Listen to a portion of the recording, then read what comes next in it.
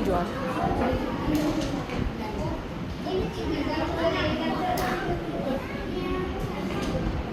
નાના ટુકડા કરો, નાના નાના.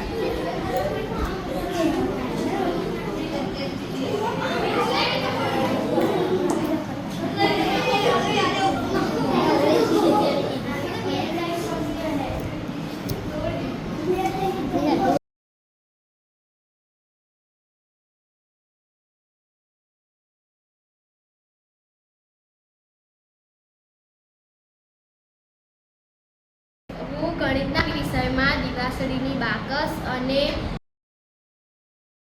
દિવાસળી વડે ટ્યુબથી જુદા જુદા આકારો બનાવ્યા. પંચકોણ. સરસ. આજે મેં ગણિતના વિષયમાંથી દિવાસળી અને ટ્યુબમાંથી જુદા જુદા આકારો બનાવ્યા. ત્રિકોણ. આજે મેં ગણિતના વિષયમાં દિવાસળીથી સાયકલની વાલની ટ્યુબ લઈને ચોરસ બનાવ્યો. આ મારો ચોરસ છે. સરસ. આજે મેં ગણિતના પિરિયડમાં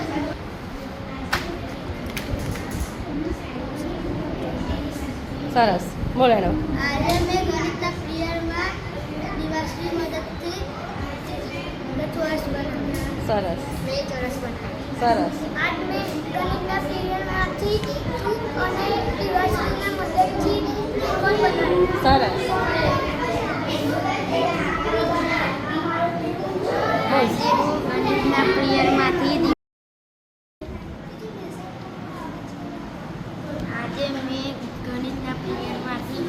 દિવાસળી અને સાયકલની ટ્યુબમાંથી આકાર બનાવ્યો. ચોરસ. આજે મેં ગણિતના પિરિયડમાં દિવાસળીના બોક્સમાંથી દિવાસળીના વાલ. સાયકલની વાલથી ત્રિકોણ બનાવ્યો. આજે મેં ગણિતના પિરિયડમાં દિવાસળીમાંથી દિવાસળી માટે સાયકલની ટ્યુબની આકારો બનાવ્યા. આકારો બનાવ્યા. ગણિત વિષયમાં સાયકલના આકારો બનાવ્યા. આકારો બનાવ્યા. આજે મેં ગણિતના વિષયમાં દિવાસળીઓથી સાયકલની મદદથી જુદા જુદા આકારો બનાવ્યા. સરસ. આજે મેં ગણિતના પિરિયડમાં સાયકલની ટ્યુબ અને દિવાસળી વચ્ચે અલગ અલગ આકારો બનાવ્યા.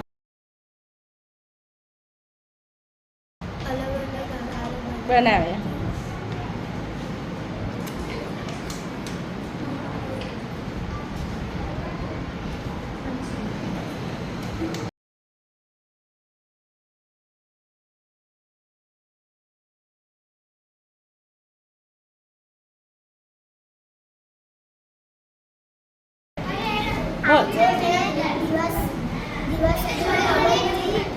દિવાસળીના મદદથી વાલની ટ્યુબથી અને અલગ જુદા જુદા આકારો બનાવ્યા. આ મારો ચોરસ છે. સરસ. આજે મેં ગણિતના પિરિયડમાં સાયકલની ટ્યુબ અને દિવાસળીથી જુદા જુદા આકારો બનાવ્યા. આ મારો ઉત્તમ ચોરસ. સરસ. આજે મેં ગણિતના પિરિયડમાં દિવાસળીની મદદથી અને સાયકલની ટ્યુબથી જુદા જુદા આકારો બનાવ્યા. મારા આકારનું નામ છે ચોરસ. ચોરસ આકાર. આજે મેં ગણિતના પિરિયડમાંથી જુદા જુદા બાકસની દિવાસળીથી અને વાલની ટ્યુબથી જુદા જુદા આકાર બનાવ્યા. આજે મારો આકારનો ત્રિકોણ. સરસ.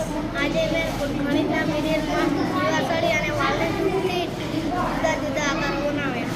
પંચકોણ. સરસ. આજે મેં ગણિતના પિરિયડમાંથી બાકસની હરી અને સાયકલના ટ્યુબથી બનાવ્યા. ચોરસ.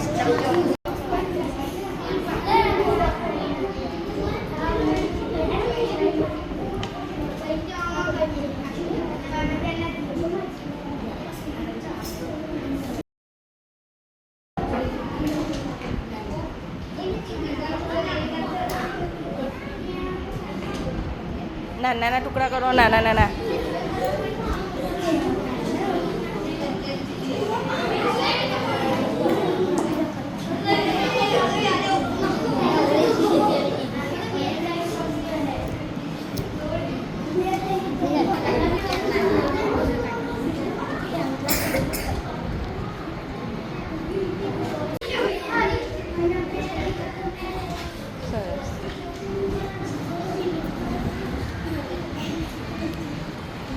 ચલો આજે તમને ગણિત ભણવાની મજા આવી? શું ભણ્યા? જુદા જુદા શામાંથી બનાયા? અને બીજું શું લાયા હતા? ઘરે આ પ્રવૃત્તિ કરવાની અને ગણિતના ચોપડામાં